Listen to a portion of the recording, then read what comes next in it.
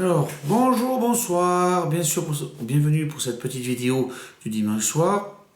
Ça fait, un petit moment que je n'étais pas venu. J'étais en congé pour 15 jours dans le sud de la France. Je, je me suis promené dans le département merveilleux qu'est l'Aude. Et notamment, comme vous avez pu voir sur ma chaîne, si vous êtes fidèle à ma chaîne, au département de l'Aude, notamment à Limoux pour la fête Toc et Clocher, fête qui revient depuis plusieurs années à Limoux et aux communes alentour de la ville. Alors, qu'est-ce que Toc et Clocher? Toc et Clocher, c'est une association qui vise à investir l'argent récolté pour l'association et investir dans ce qu'on appelle le patrimoine local, c'est-à-dire Limoux et les communes alentour de la commune de Limoux.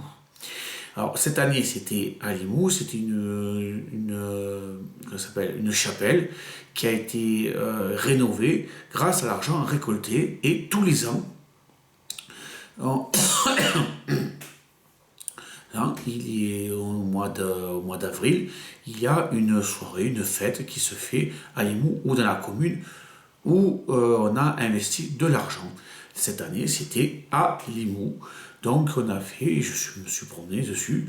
Donc voilà, ça va très bien et on a pu investir et développer notre patrimoine local dans le sud de la France, en Occitanie et dans le département de l'Aude, qui à mon avis n'est pas assez mis en avant, mais qui mérite de l'être. Limoux, pour ceux qui ne connaissent pas, c'est une des sous-préfectures du département de l'Aude, qui n'est pas très loin de la ville de Rennes-le-Château, qui est peut-être plus connue, parce qu'il y a une légende qui tourne autour, ou de Bucarache, qui en 2012, a pu se faire connaître grâce on va dire, aux légendes mayas qui prétendaient que c'était le dernier endroit où l'on pouvait survivre parce qu'il était censé être la fin du monde et on pouvait survivre là-bas. Je vais, maintenant que ça c'est fini, ce petit point, cette petite publicité locale patrimoniale est terminée, je vais parler de demain, et je pense que je referai une vidéo demain, sur le 1er mai, et sans doute le dernier baroud d'honneur contre comment ça s'appelle, eh bien, je vais dire ou pas, la réforme des retraites. Le 1er mai est la fin du travail, donc c'est pour ça qu'on ne travaille pas. Et monsieur, le petit père des peuples, monsieur Jean-Luc Mélenchon, a appelé tout le monde à manifester. Moi, je vais aller faire un petit tour, ça va me promener, ça va me sortir, mais maintenant, il ne faut plus se leurrer. Monsieur Macron, président de notre République, a gagné et en utilisant la même tactique de pourrissement de la situation. Et on a pu il a pu arriver, je pourrais plutôt dire ça serait peut-être plus juste, à ses fins, et il a eu le dernier mot. Je pense que ça va s'arrêter, tout le monde en a assez, tout le monde se remet au boulot. J'espère qu'il y aura du monde. Moi, je pense pas, là maintenant, au moment où j'enregistre cette vidéo.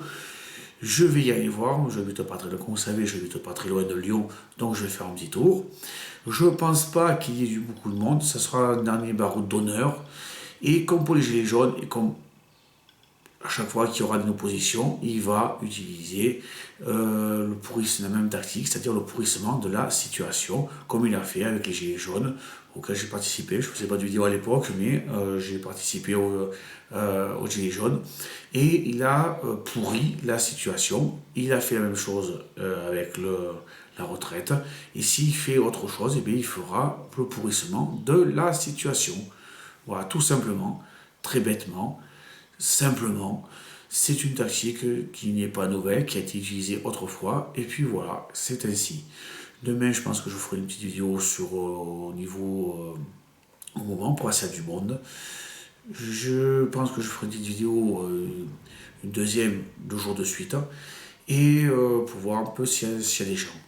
Voilà, merci beaucoup et à demain si tout va bien.